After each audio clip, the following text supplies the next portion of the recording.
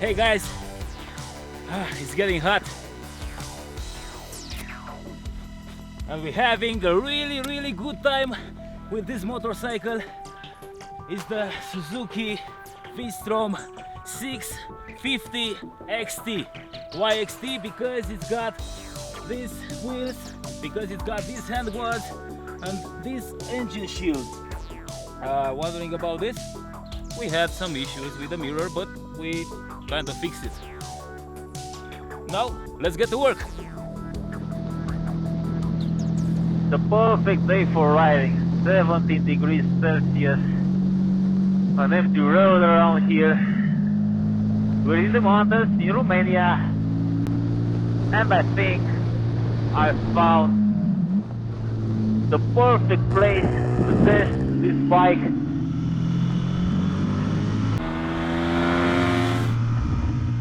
When it was launched in 2004, the V-Strom came with a successful recipe. Upright riding position, good street manners, and an all-rounder capability that made it suitable for everything.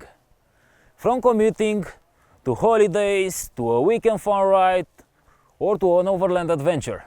With its reasonable price, it managed to outsell its bigger brother, the V-Strom 1000. Then it was time for a new generation that showed up in 2012, and now the third one, which appeared this year. Our test bike for today. Same engine displacement, same upright riding position, but some completely new features. The engine comes with 60 new or revised parts, so it's a more refined V-twin, and it has pretty much the same performance. The same 650, I wouldn't say it's very powerful, I wouldn't say it's powerful, in fact, I wouldn't say it's slow, but I think it's got enough spoke for a middleweight. Especially when traveling alone without a passenger, like I am, you can have a lot of fun with this bike. Really okay.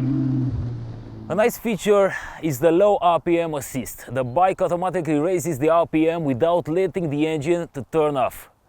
It's very useful for beginners in the city traffic and in off-road.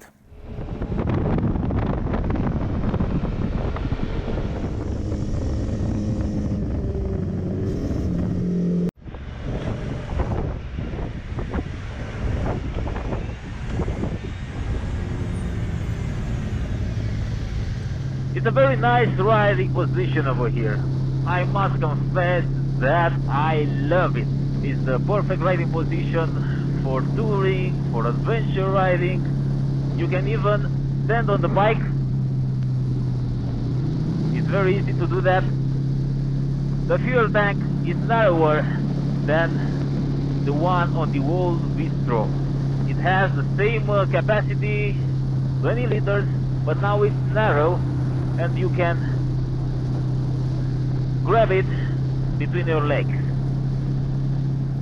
The reshaped nose doesn't offer as much weather protection as the old one because it's slimmer.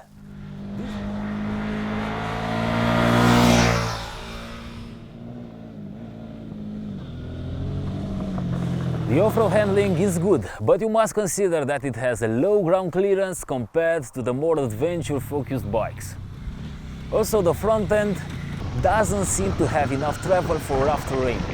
I felt it bottoming for a couple of times.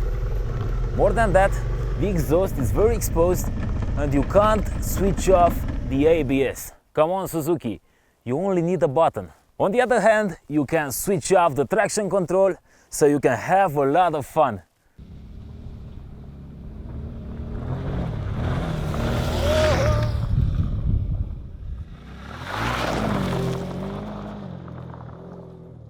And when you turn off the engine and turn it back on, the TC is still off, and that's a good thing.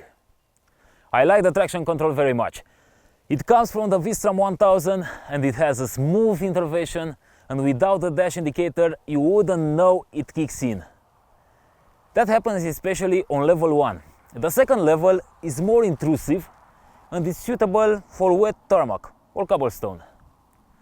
Suzuki kept the same fork and the same brakes from the previous model. I am happy with the fork. Although not adjustable, it has a good setup both for comfort and sporty rides. And although not a fancy upside down, it does its job pretty well. Meanwhile, the brakes, I think this is the weakness of this bike. I just didn't trust them. These old 2-piston tiny calipers don't have enough power to stop a 216 kilos bike, and you need a firm hand. The crash bars and the center stand are optional, and these nice Kriega bags are an aftermarket option. You can also add heated grips, plastic cases that are mounted directly on the frame, and a different seat. Suzuki says it's a sport adventure tourer. Well, it's not a rocket, but you can have fun with it if riding alone or being a beginner or intermediate rider. You can set off on an adventure, but you should mind that it wasn't built for off-road. As for the touring part, well, it's very comfortable. So it does a bit of everything.